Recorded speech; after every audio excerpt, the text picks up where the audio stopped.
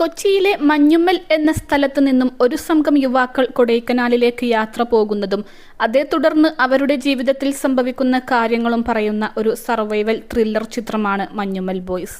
സിനിമയിൽ police, fire force, local guide എന്നീ വേഷങ്ങളിൽ എത്തിയിരുന്നത് തമിഴ് താരങ്ങളായിരുന്നു.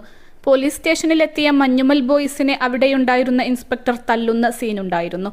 ആ സിനിമയിൽ അവരെ തല്ലുന്ന ഇൻസ്പെക്ടറായി അഭിനയിച്ചത് വിജയ് മുത്തുവെന്ന തമിഴ് നടനാണ്. ആദ്യ ദിവസം ഡയറക്ടർ വിശദമായി സംസാരിച്ചിരുന്നു. സ്റ്റേഷനിൽ വെച്ച് എല്ലാവരെയും അടിക്കുന്ന സീനിൽ നന്നായിട്ട് അടിക്കണമെന്നാണ് ആവശ്യപ്പെട്ടത്. വർഷങ്ങൾക്ക് മുൻപ് യഥാർത്ഥത്തിലുള്ള പോലീസുകാരൻ എന്താണ് ചെയ്തതെന്നൊക്കെ അദ്ദേഹം പറഞ്ഞു തന്നു. അന്ന് പോലീസുകാരൻ അവരോട് എങ്ങനെയാണ് പെരുമാറിയതെന്ന് കൃത്യമായി ഈ സിനിമയിൽ പറയുന്നില്ല.